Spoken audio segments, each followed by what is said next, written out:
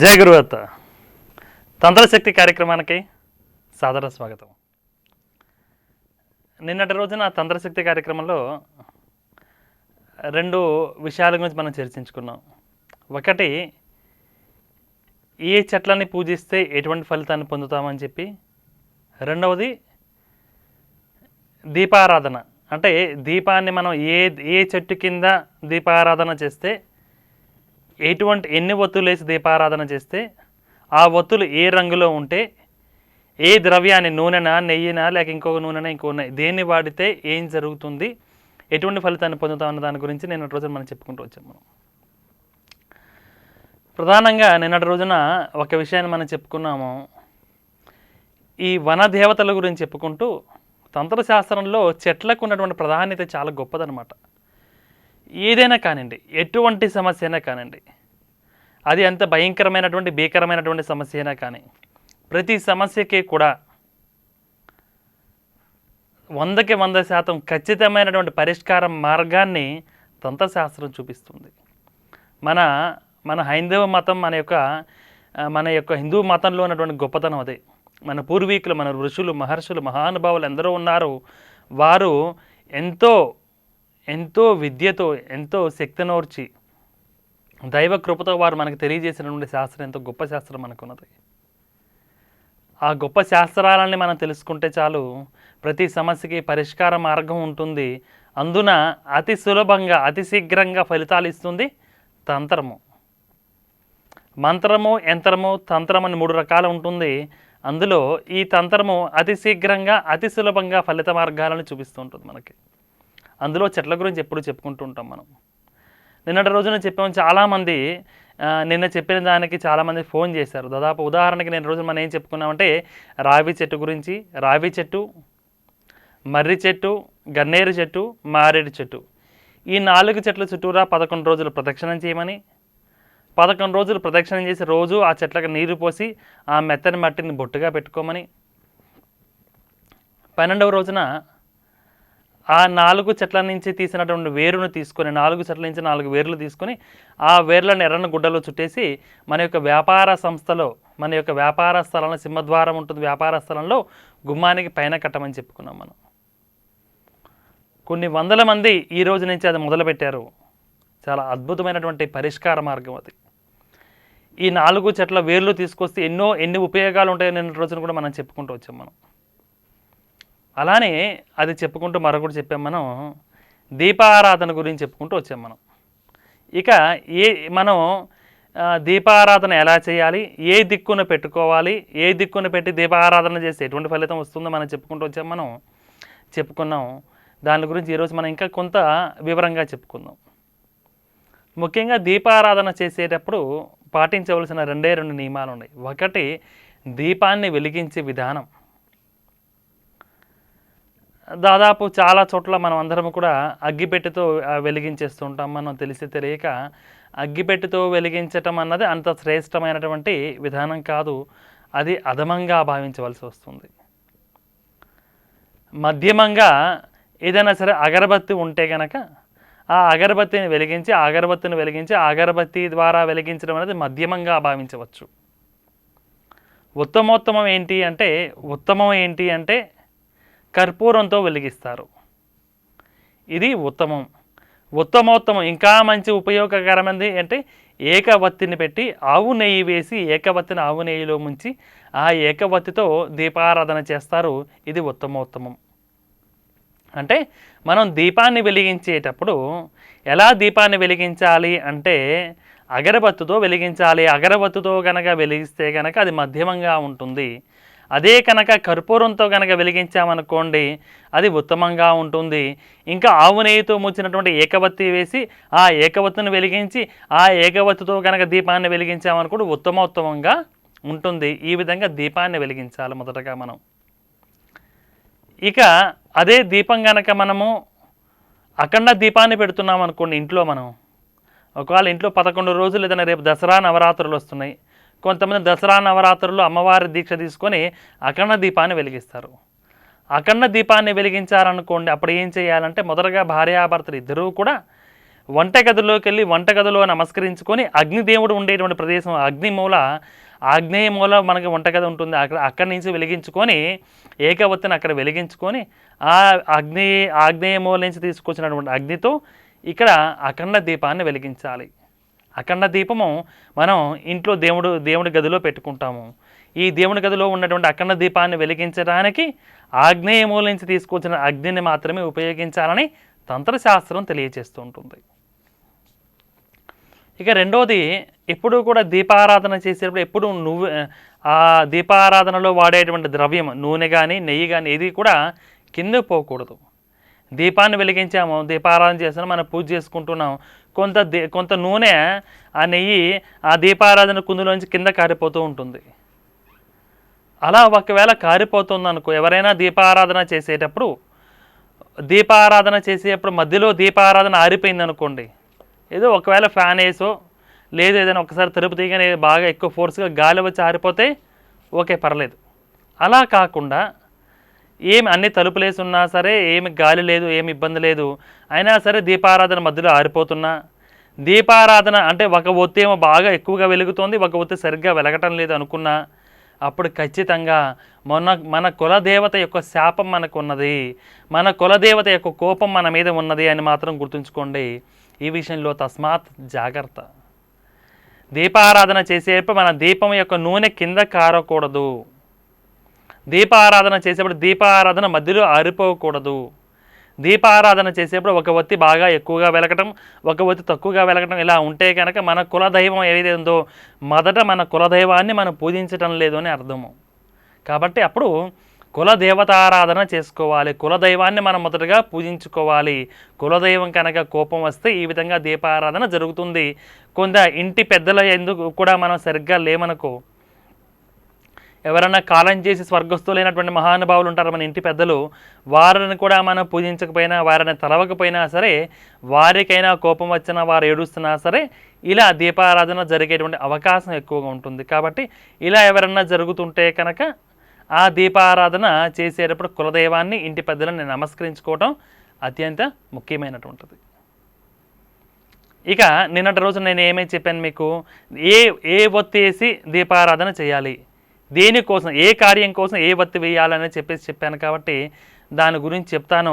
అయితే ఈ లోపల ఒక కలర్ ఉన్నారు, వీరితో మాట్లాడుతుంటాను. మీరు పెన్ను పేపర్ తీసుకొని రెడీగా ఉండండి.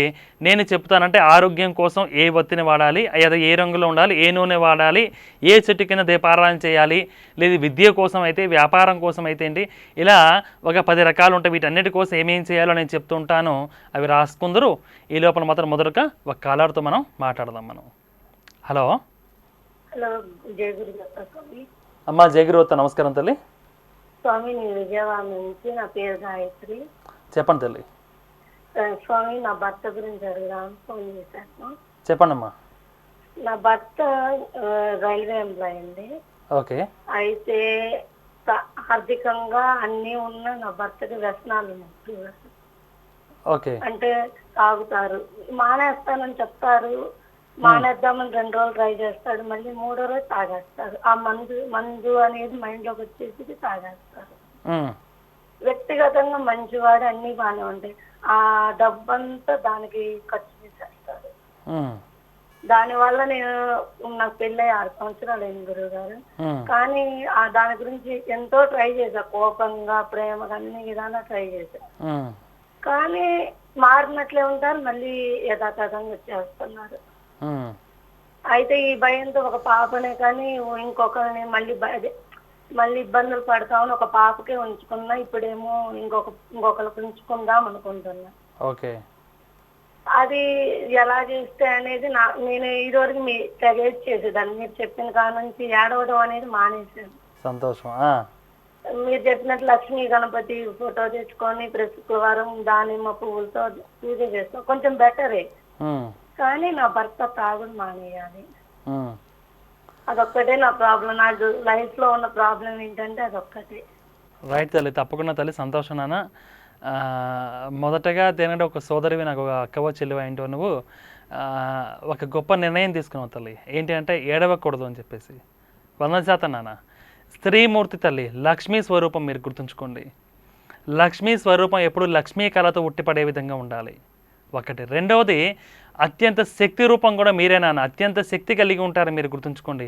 మీలో దాగి ఉండేటువంటి శక్తి మీకు తెలియదు కాబట్టే మీరు అంతగా బాధపడుతుంటారు ఎప్పుడూ కూడా. కాబట్టి ఆ దాగి ఉండే శక్తిని తెలుసుకున్నారనుకోండి, మీరు ప్రపంచాన్ని జయించగలిగేటువంటి శక్తి, అపారమైన శక్తి మీలో దాగి ఉంటుంది. కాబట్టి ఎప్పుడు కూడా ఏడ్చి బాధపడి డిప్రెషన్లోకి వెళ్ళిపోయి టెన్షన్ పడితే ఎప్పుడు ఉండకండి, ఎప్పుడూ ధైర్యంగా ఉండండి. మిమ్మల్ని మించిన ధైర్యం ఎవరికీ ఉండదు. ఎంతో ధైర్యంగా ఉండే ధైర్యం కలిగిన వారు మీరు. ధైర్యంగా ఉండండి, దేన్నైనా సాధించగలుగుతాము. ఎటువంటి సమస్యనైనా సరే పరిష్కార మార్గం దొరికి తీరుతుంది మనకి. ఇంతకుముందు కాలంలో నేను చెప్పాను నాన్న దీని గురించి, మరొక్కసారి నీకోసం నేను ఒక 4 రకాల ఉపాయాలు చెప్తాను తల్లి. ఒకటి ఏం చేయాలంటే నాన్న, ఈ బాగా మద్యానికి బానిసయ్యి వీరు మద్యం మానేయాలి అంటే ఏం చేయాలి అంటే కనుక ఒక 4 రకాలు ఉంటాయి నాన్న. ఒకటి, సీతాఫలం చెట్టు లేత ఆకులు తీసుకురా నాన్న. చాలా సందర్భాల్లో సుమారు 15-20 సార్లు ఈ విషయం చెప్పుకున్నాం మనం.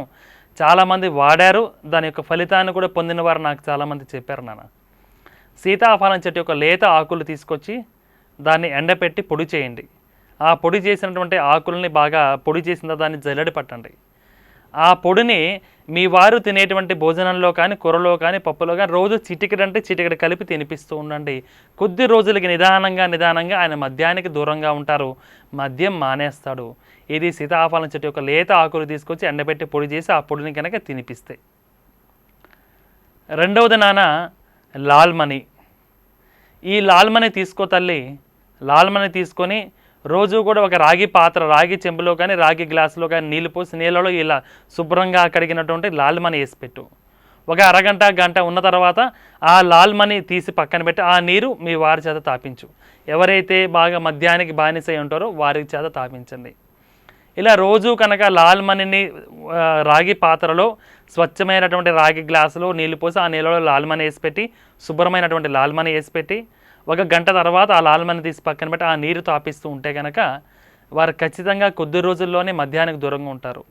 ప్లస్ లోపల ఏదైతే ఎక్కువగా మద్యం తాగి కానీ ఏదైనా సిగరెట్ ఎక్కువ తాగి మద్యం ఎక్కువ తాగితే కిడ్నీలు, లివర్లు ఇవన్నీ ఇబ్బంది పడతాయి అన్నమాట. అవన్నీ కూడా కొంత అనారోగ్యానికి గురి అవకాశం ఎక్కువ ఉంటుంది. అదంతా కూడా ఈ లాల్మణి రాగి చెంబులో నీళ్లు తాగితే కనుక, లాల్మణి వేసుకుని నీళ్ళు తాగితే కనుక ఈ లోపల ఇన్నర్గా క్యూర్ అయిపోతూ ఉంటుంది. ఇలా వాటర్ తాగడం ద్వారా లోపల ఎటువంటి ఇన్ఫెక్షన్స్ కానీ, కిడ్నీలకు కానీ, లివర్కి కానీ వీటికి ఎటువంటి డ్యామేజ్ కలగకుండా ఇది కాపాడుకుంటూ ఉంటుంది. మూడవ తల్లి, నల్ల బొగ్గు ఒకటి తీసుకోండి. ఒక 11 రోజులు రోజు నియమంగా చూసుకొని నల్ల బొగ్గు తీసుకో.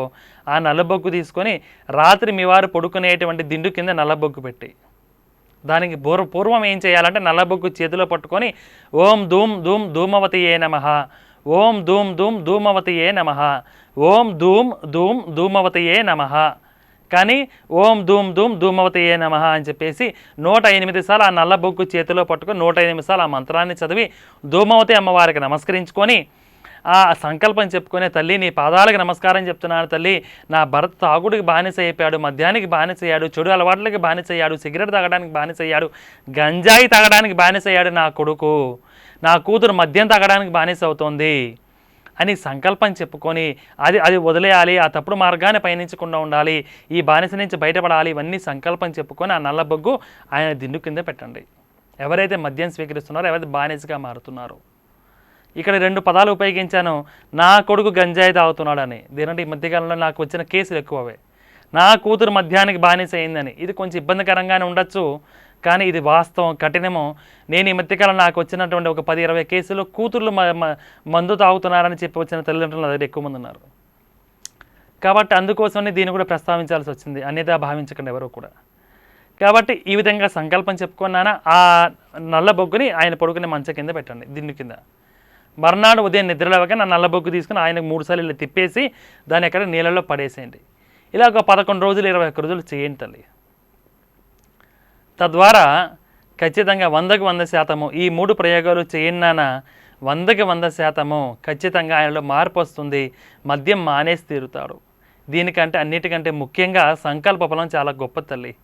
నా మొగుడు కానీ, నా కొడుకు కానీ, నా కూతురు కానీ ఖచ్చితంగా ఈ బానిస ఏదైతే మద్యానికి కానీ, ధూమపానానికి కానీ మరొక బానిస అయ్యారు, ఈ చెడు మార్గాన్ని పయనిస్తున్నాడు, చెడు అలవాట్లు కలిగి ఉన్నారు, వీరు మానేయాలని సంకల్పం గట్టిగా పెట్టుకోండి తల్లి.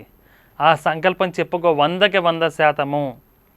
ఆ సంకల్ప బలమే ఆ మనిషిని మారుస్తుంది. నీలో ఉన్నటువంటి ఆ సంకల్ప బలం చాలా గొప్ప తల్లి. అలానే ఉంచుకో తల్లి. 100కి 100% ఎవరు మారి తీరుతారు నాన్న. చేసుకోమని జరుగుతుంది. జయ గురుదత్త. ఇక మరొక కాలం ఉన్న వారితో ఒకసారి మాట్లాడదాం మనం. హలో హలో హలో, అదే స్వామి. హలో అమ్మ, జయ గురుదత్త. నమస్కారం తల్లి.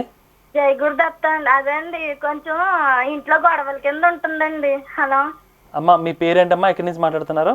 నీలిమా అండి, వెదరేశ్వరం. రైట్, చెప్పండి తల్లి. అదే కొంచెం అదే సన్ నడుస్తుంది, కొంచెం ఇంట్లో సమస్యల కింద ఉంటుందండి. అసలు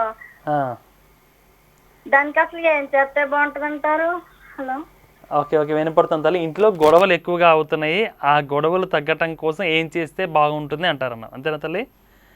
తప్పకుండా అమ్మ, నేను ఈ ప్రశ్నకి సమాధానం చెప్పాల్సిన అవసరం లేదు తల్లి. దేనికంటే దీనికి ఆన్సర్ అందరికీ తెలిసి, మన వాళ్ళందరికీ కూడా ఇంట్లో బాగా తరచుగా గొడవలు అవుతుంటే గొడవలు తగ్గడానికి ఏం చేయాలన్నది మన తంత్రశక్తి కుటుంబ సభ్యులు అందరికీ కూడా తెలుస్తుంది. ఏం చేయాలంటే కాలమని ఇంట్లో పెట్టుకోవాలి నాన్న. 100కి 100%. దీనికి మించినటువంటి గొప్ప పరిష్కార మార్గం మరొకటి లేదు. ఎవరైతే ఇంట్లో కాలమని పెట్టుకుంటారో ఖచ్చితంగా ఆ ఇంట్లో గొడవలు తగ్గుతాయి, ఆ ఇంట్లో మానసిక ప్రశాంతత ఏర్పడుతుంది. ఎవరైతే ఇంట్లో కాలమని పెట్టుకుంటారో, ఒక గాజు పాత్రలో కాలమని పెట్టుకొని నీరు పోసి రోజు ఆ నీరు మారుస్తూ ఉంటారో, చిటికెడి పసుపు కలిపి ఆ నీరు మారుస్తూ ఉంటారో, ఆ ఇంట్లో మానసిక ప్రశాంతత ఏర్పడుతుంది. దేనికోసం అంటే ఆ ఇంట్లో నెగిటివ్ ఎనర్జీ అనేది ఉండదు కాబట్టి సోదరి, నువ్వు కూడా ఇంట్లో కాలమని పెట్టుకున్నానా 100కి 100% చక్కని ఫలితాన్ని పొందుతావు.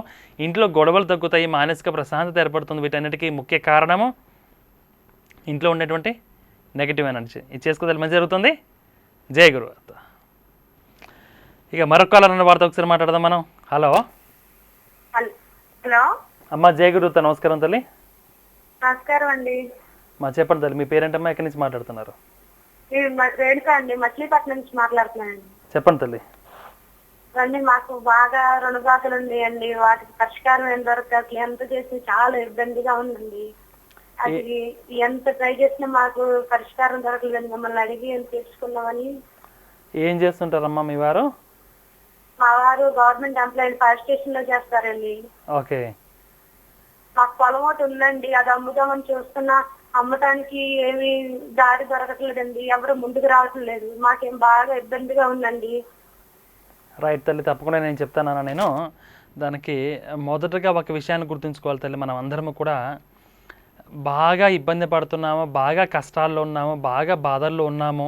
భగవాన్ కూడా ఇటువంటి కష్టాలు బాధలు రావద్దయ్యా, ఏడుపు తప్ప నాకు రెండోది లేదు, ప్రతిరోజు కూడా ఏడుస్తున్నాను, ప్రతిరోజు కూడా బాధపడుతున్నాను, నిద్ర రావటం లేదు, తిన్నామన్నా తిండి వెళ్ళటం లేదు అనేటువంటి ఆలోచనల నుంచి మనం బయటపడాలి తల్లి. మొదట మనం అందరము కూడా ఎవరైనా ఇటువంటి కష్టాలు ఇటువంటి బాధల్లో ఉంటే కనుక వారు ఫస్ట్ బయటపడిన అందులో నుంచి మొదట మన భావనే మనకు అటువంటి కష్టాలని పెంచుతుంది.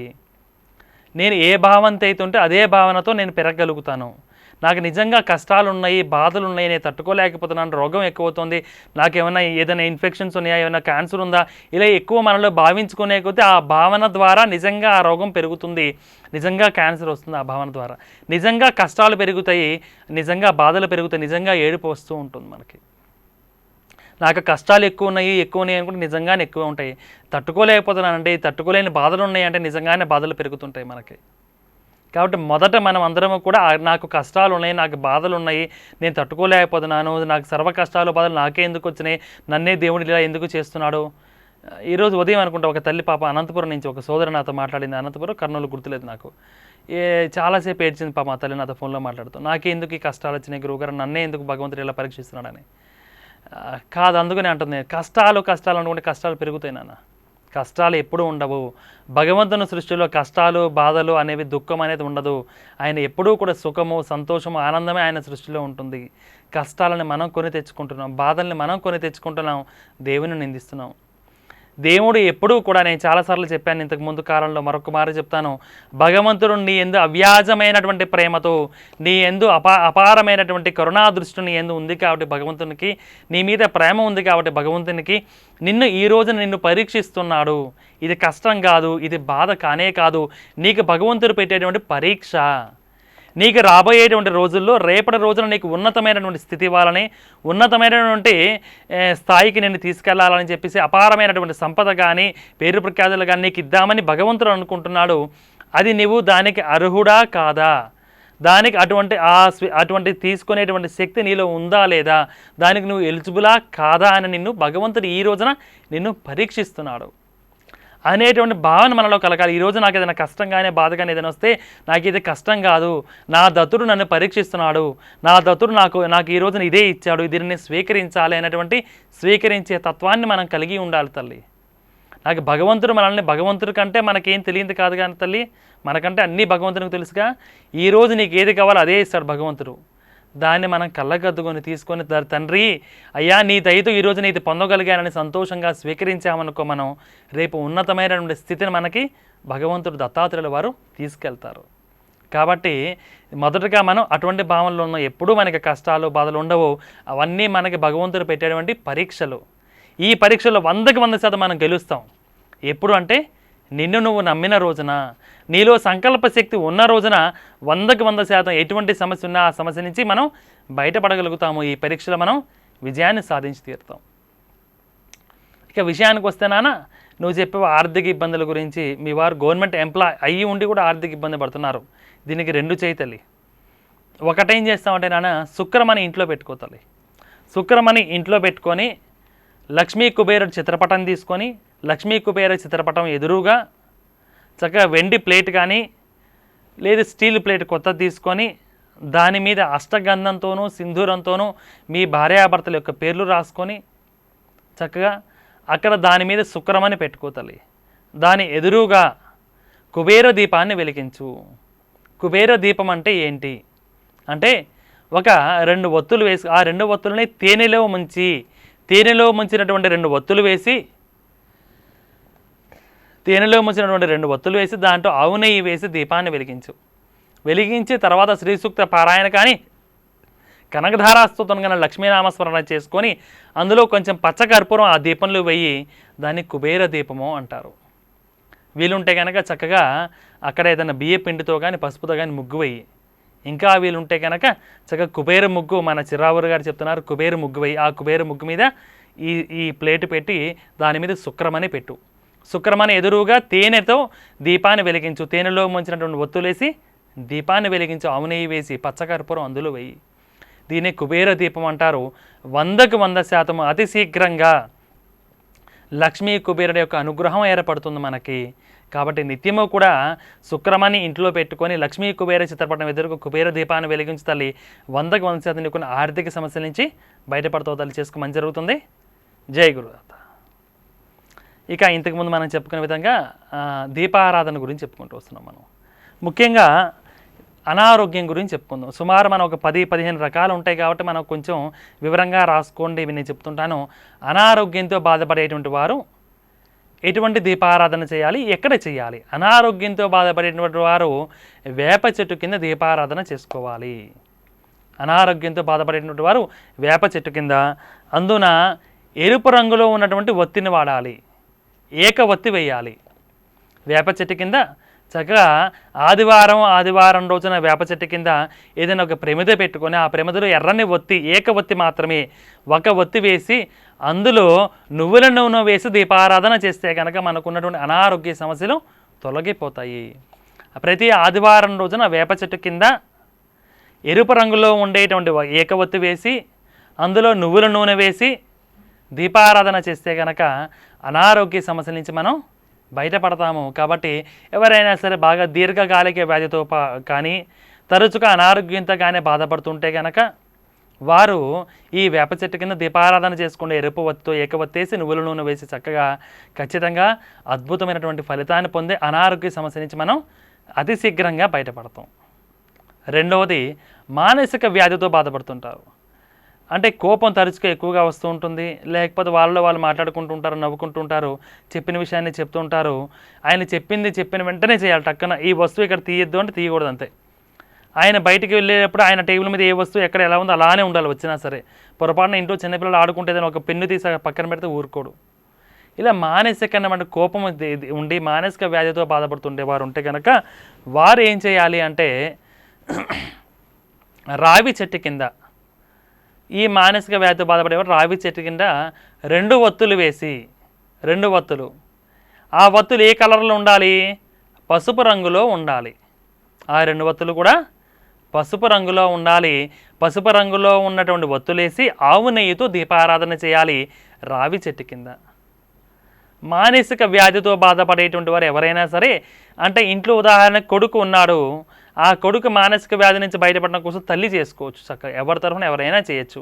కాబట్టి మానసిక వ్యాధితో బాధపడేటువంటి వారి కోసమని రావి చెట్టు కింద 2 ఒత్తులు, పసుపు కలర్లో ఉండే పసుపు రంగు ఒత్తులు 2 ఒత్తులు వేసి ఆవు నెయ్యితో దీపారాధన చేస్తే కనుక అతి శీఘ్రంగా మానసిక వ్యాధి నుంచి మనం బయటపడతాం.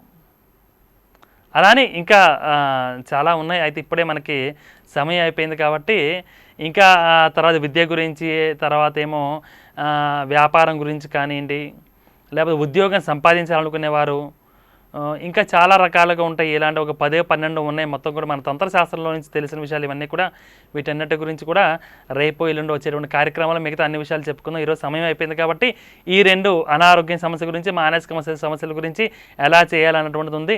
రేపు ఆదివారం కాబట్టి ఎవరైనా అనారోగ్యం ఉంటే కనుక తప్పకుండా ఎరుపు రంగులో ఏకవత్తేసి వేప చెట్టు కింద చక్కగా నువ్వులతో దీపారాయణ చేసుకోండి. తరచుగా ప్రతి ఆదివారం అలా ఒక 11 కానీ 21 ఆదివారాలు చేయండి. ఖచ్చితంగా అనారోగ్యం నుంచి మనం బయటపడతాం. ఇది చేసుకోండి. రేపటి కార్యక్రమం అలా కలుద్దాం. అంతవరకు సెలవు. శుభం. జై గురుదత్త.